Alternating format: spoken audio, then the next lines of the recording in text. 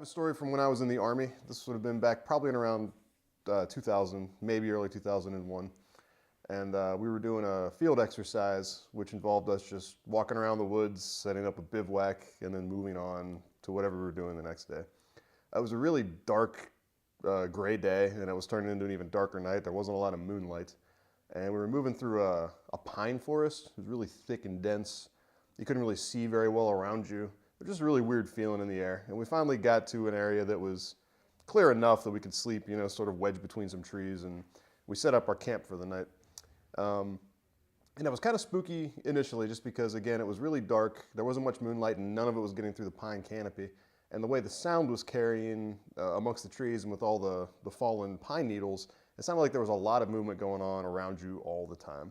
And usually there is one guy up per squad, and usually not walking around, but it sounded like, you know, there were deer or something just walking around us all night. And I was kind of unsettled and put off, and I was a little jumpy about that stuff anyway. Everyone knew it, and they were giving me a hard time about it before we even laid down to sleep.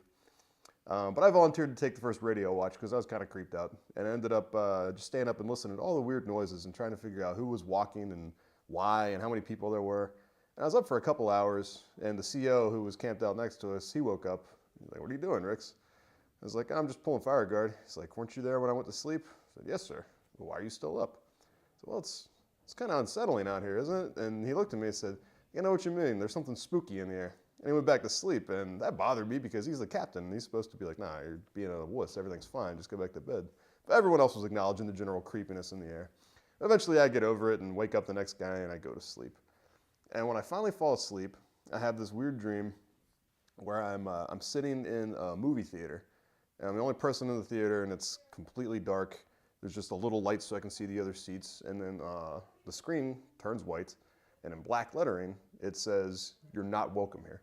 And I panicked, and I got up, and I ran out of the movie theater. And as I'm running down the street, I run into this figure of what looks like an old lady. And as she gets closer, I can see that her eyes are perfectly black and her mouth is perfectly black.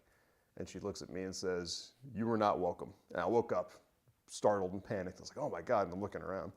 And I noticed standing right next to me is my friend Reed. He's this big black guy, like 6'3", and he was standing there looming over me, which was scary. And then I noticed he's actually dead asleep. So I grab his, like, Reed. And he wakes up and he looks down and he's like, "What's going on? You're sleeping, standing right next to me." He's like, "Oh man, I had the weirdest dream." He's like, "Yeah, what was it?" I said, "I was in this perfectly empty town, and then out of nowhere, I saw this old lady walk up to me, and she said, 'You're not welcome here.'" And so we were both freaked out. We were like, "Holy crap!" So we stay up and do fire watch the rest of the night. None of us gets any sleep. We're back to back, you know, flashlights, like just panicking. And the sun comes up, and it's still very dense, so we can't see much. We start getting lights. People start waking up. And then we notice that not 50 yards from where we've been sleeping was an old Revolutionary War cemetery. These were all over the place back there. We go up and there's chains around it in every graveyard there. Every tombstone is marked, like 1780, 1770 something. So that was a really unsettling experience for me.